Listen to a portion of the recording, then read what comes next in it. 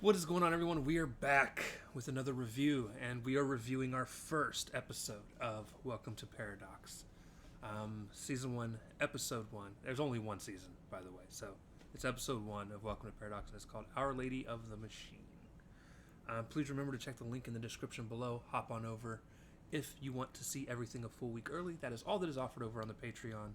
So if you want things, I don't even need this timer up on the screen anymore. Boop. So if you don't even need anything on, that's all I have to offer. If you're patient with waiting a week, don't bother going to the Patreon. That's all I got to offer. I don't have the time to create like super duper extra content or anything like that. This is what we do, and this is all we can. All right, so this was directed by Clark Johnson, written by Alan Dean Foster and Miguel Flores, and the original air date is August 17th, 1998.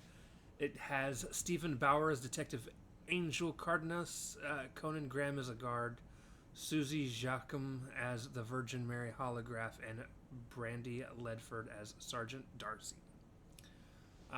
This was basically, so to give you a rundown of what happened with this episode. So it starts off with this guy who is a businessman and one of the padres of a local Catholic church. I can only assume is Catholic. Comes in and is like, I could be wrong. Please, it's a local church. We'll just say that. Comes in and is like, hey, we know we've been here several times, and we want you to help fund things for the church. And then the guy is like, Padre, not gonna happen. Get the fuck out. And he's like, all right, well, things could happen. He leaves.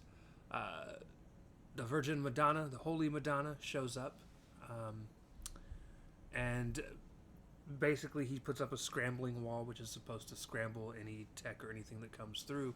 She reaches right through. She touches him. Disappears. He dies. The police get involved. The guy that is the main detective, Cardenas, Cardenas does not believe in any of this. He basically thinks it's a farce.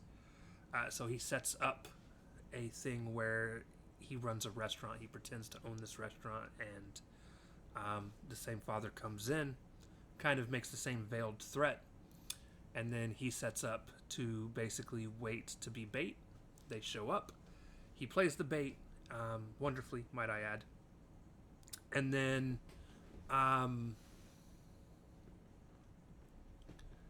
afterwards, he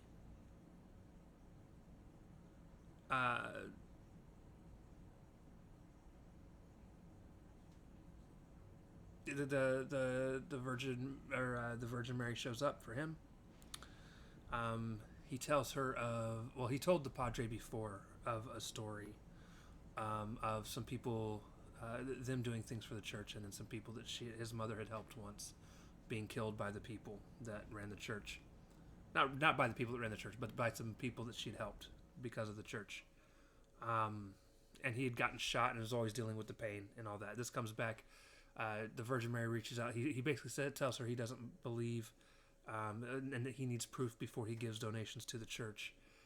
She grabs his hand, makes him see everything that he had been through before, and then reaches out, touches where he had been hurt, and heals him.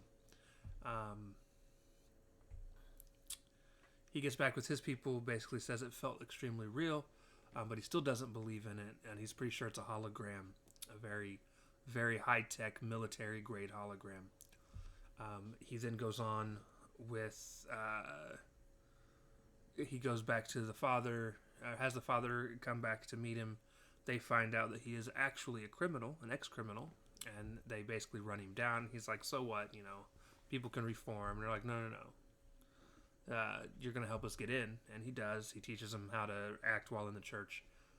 The guy goes, finds a secret elevator that leads underground. He goes into the church, and then while he's down there, he gets captured. Once he's captured, he eventually breaks away, and the guy that created the hologram was thought to have been dead prior.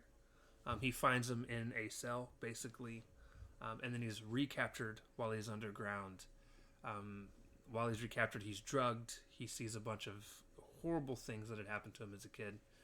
And then while he's sitting there, he calls upon the Virgin Madonna to show up again, or the Holy Madonna to show up again, and basically is like,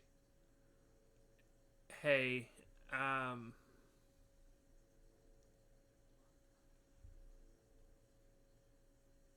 if you're real, you should be able to replicate yourself. You just got to find the replication code. And so she does, and she replicates herself and replicates herself and replicates herself, which causes all of the computers underground to start sparking and catching on fire. One of the guys, the guy that's running the thing that keeps basically knocking the dude out and having people really ruined his whole setup, ruin the detective's whole setup. The Madonna eventually turns to him and is like, "You're too violent, my son." And he's trying to shoot her with his little handgun thing that's a watch, whatever. It's a wrist thing. I don't know. But it's going right through her because, again, she's a hologram. And she reaches out. She touches his forehead and says, "You need to not be so violent." He collapses on the floor. While all this is happening, the detective runs, grabs the guy from his cell again, shows him what's going on. And then they lay down, and as everything sparks, and the cops come in, they save everyone. Once they get outside, he talks to the guy that had created the hologram. The guy that created the hologram was like, "Hey, basically, I destroyed the program because it's too powerful for anybody to potentially tell." And then you find out that the hologram had actually, like, he never told the hologram where he was in pain, and the hologram just knew and reached out and touched him and healed him. So he does believe, to some degree now, that the Lady Madonna, the Holy Madonna, does indeed exist to a degree. And then that's the end of the episode. So one of the things that I find charming that a lot of people aren't with this show that I am noticing is the set design is absolutely terrible and cheap. Again, it's 1998. I don't know where the budgets for Canada's, because this is a Canadian show, and I don't know where the budget is or what the budget is for the show, what the budget was for the show, but it very much is not what it could be or what it should be. I love the premise of everything happening in Betaville. Betaville is just, it can be replaced like Twilight Zone. Everything happens in the Twilight Zone, and this everything happens in Betaville. It's the area that all of these stories take place in, and I love that each individual story is its own self-contained pocket within Betaville. And I do think if the budget was better and they would have put more effort into the set design, because again, everything I've noticed, like whenever you get to season 5, there's a scene where this lady ends up in a hospital, and it's a room with just curtains that are all around the room, and that's the walls of the room are just curtains, and she's laying in a bed. Like, it's very cheaply done. Obviously, people do stuff like that for saving money. I mean, a lot of their money went into the stars that they hired. Again, Stephen Bauer. It's a Canadian show. He's an American actor. I've recognized him doing other things before. He's in Better Call Saul. He's been he's the right hand. He's played the right hand of Cuban drug lord Tony Montana in Scarface. He's been in other things as well that I've definitely seen him. If I scroll through here, I'm just trying to find some. There's one thing specifically I've seen him in, and I cannot. Is it Kickboxing Academy? No, that's not that. Versace Murder Forever Lulu. What is that? That sounds terrible. Ray from the Traffic, Glory, Boss of Bosses. Damn, he has been in a lot. Pit Fighter, maybe?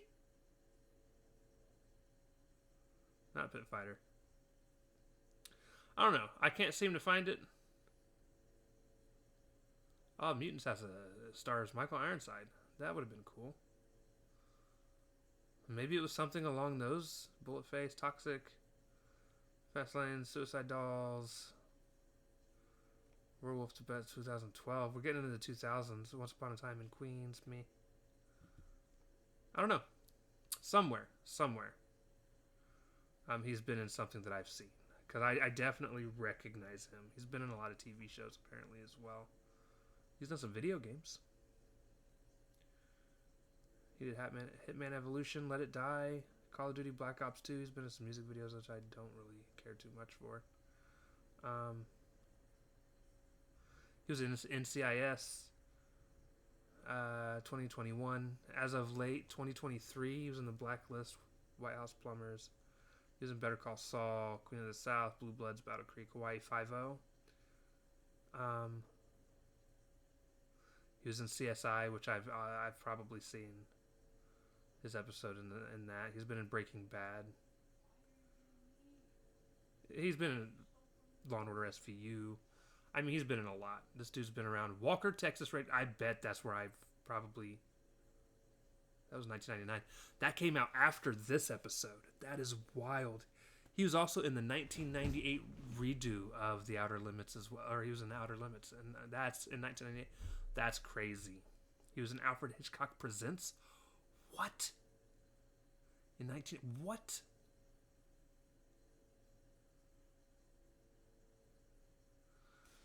Had no clue. That's insane. All right. Anyways, sorry, I just went down a rabbit hole. Like I said, he's familiar to me for some reason. I don't know exactly what it is that I personally recognize him in, because I've seen Scarface, but we're talking years and years and years ago, and I was not a fan. I'm not a fan of that type of movie. But no, it seems like, again, they spent most of their money on the cast and not the sets, and I feel like that really hurts because you can usually find really good actors that are fresh and newer that are going to do a good job. And it also helps create new stars. And then you can spend more money on the actual set design. Because, again, the set design is just really poorly done here. It really is. I can't... There's no way to change it. It just is. But, yeah. Again, though, the stories are interesting. I've enjoyed it so far. I'm excited for the next one. The next one is called Research Alpha. So... Whenever we get back to Welcome to Paradise, be sure to check that out. I can't wait to maybe get back to something more horror once these are done. Here's the thing. There's only 13 episodes of this, and then as far as where I'm at recording-wise of...